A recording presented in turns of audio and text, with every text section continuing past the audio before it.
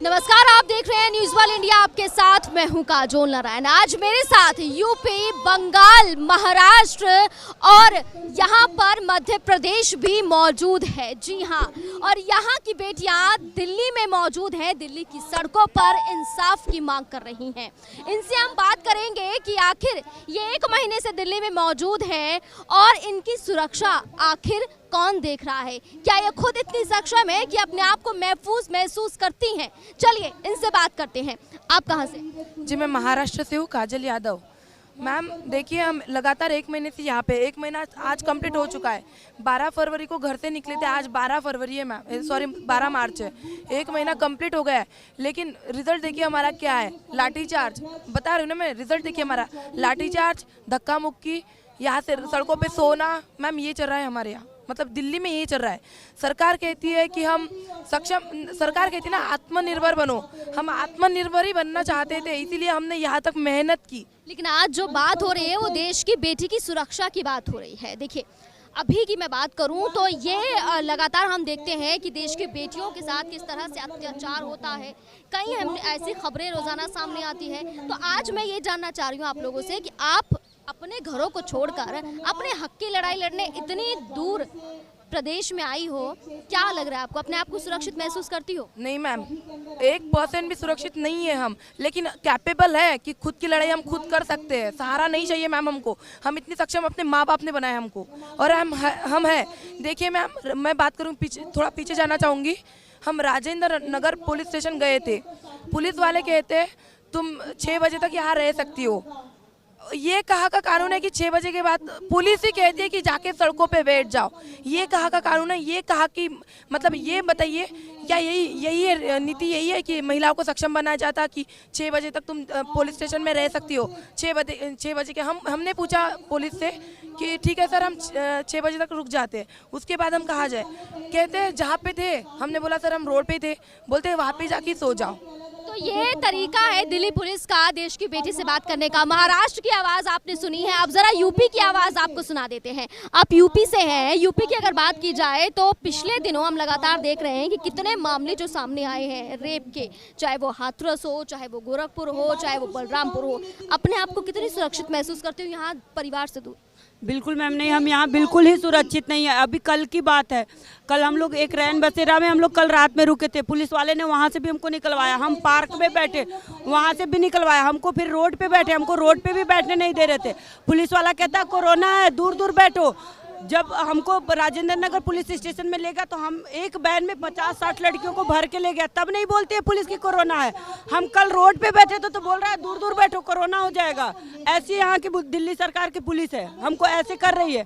कहते हैं लोग ना कि लड़कियाँ हर जगह सुरक्षित है, लेकिन दिल्ली में तो बिल्कुल सुरक्षित नहीं है। सरकार हमारी बातें तब भी नहीं सुन रही है। हम लोग इतना यहाँ सुबह से शाम तक भटकते हैं, लेकिन फिर भी कोई नहीं सुनता। हमें अभी यहाँ रहने खाने का जो भी व्यवस्था हुआ हमें NSUI वाले ने किया, जबकि दीपेंद्र हुड्डा जी ने अभी थोड़े देर पहले हमसे मंच पे कहा कि हम आपकी बात सांसद में रखेंगे।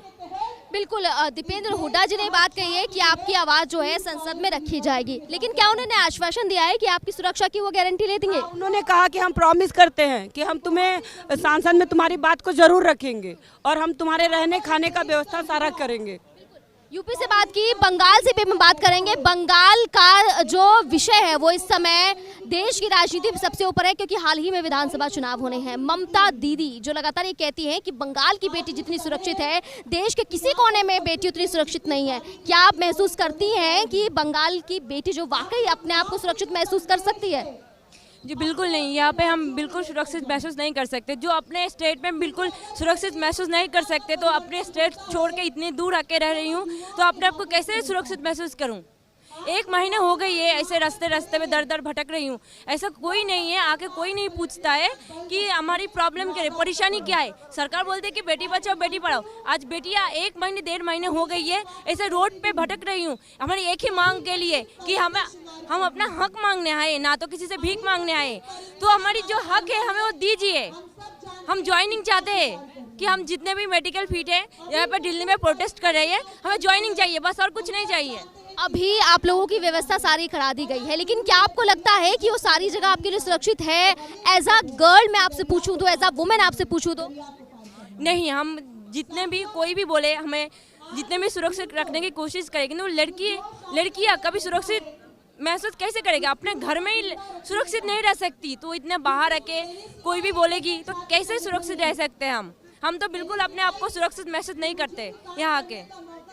मैम हमारी बस एक ही सरकार से एक ही हाथ जोड़ के दरख्वास्त है कि हमें ऑल मेडिकल फिट ज्वाइनिंग अगर ना दे सके तो जो बच्चे 1 महीना से प्रोटेस्ट कर रहे हैं हमको ही ज्वाइनिंग दे दे। मैम अभी भी खाली वैकेंसी 6000 है। अगर 6000 भरने में सरकार को देर नहीं लगेगी, अगर 250-300 बंदे यहाँ पे है, 1 महीने से लगातार हमें मतलब प्रोटेस्ट के लिए आए हैं, लगातार दर दर की ठोकरें खा रहे हैं, तो मैम 250 को तो आप ज्वाइनिंग दे ही सकते हो। मैम ये मुद्दा सरकार उठाए सांसद में कि 250 लड़के को 6000 में कन्वर्ट करके हमको ज्वाइनिंग दे।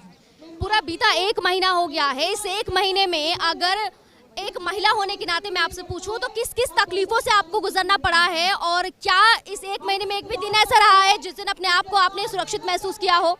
हाँ मैडम, मैंने तो परसों के दिन इस खुद को महसूस किया। जिस दिन हम जा रहे थे उस दिन पुलिस वाले हमारे पीछे पीछे है और 1-2 किलोमीटर हमारे पीछे पीछे आते रहे। मैं एक जगह बैठी तो एक पुलिस वाले ने मुझे वहाँ से उठाया और हाथ लगा के, यानी वो भी उठ बोली, वो भी कांस्टेबल महिला नहीं थी, एक पुलिस ऑफिसर था। ऐसा एक पुलिस वाला ही कर सकता है, तो हम अपने आप को कैसे महसूस ना करें? हम तो महसूस करने वाले हैं मैडम, क्योंकि आप अपने राज्य में महसूस है तो ये तो दिल्ली है मैडम। तो देखा आपने किस तरह से यूपी, बंगाल, महाराष्ट्र की बेटियां यहाँ पर मौजूद हैं। इनका सीधे तौर पर एक सबसे बड़ा आरोप जो है वो है दिल्ली पुलिस पर। जी हाँ, इनका आरोप है कि दिल्ली पुलिस जो है कभी भी इन्हें खदेड़ देती है, महिला कांस्टेबल इन्हें हाथ नहीं लगाती है, जो पुरुष कांस्टेबल है वो इन्हें हाथ लगाते हैं, जो इन्हें अच्छा नहीं लगता। और ऐसा वुमेन में अगर मैं बात करूँ, ऐसा महिला में बात करूँ तो ये किसी को भी अच्छा नहीं लगेगा। लेकिन इनकी आवाज़ जो है वो लगातार बुलंद होती जा रही है। इनका कहना है कि हम देश की बेटियाँ हैं लेकिन हम डरने वाले नहीं हैं, हम हर मुसीबत से लड़ेंगे लेकिन हम पीछे नहीं हटेंगे। हमें सिर्फ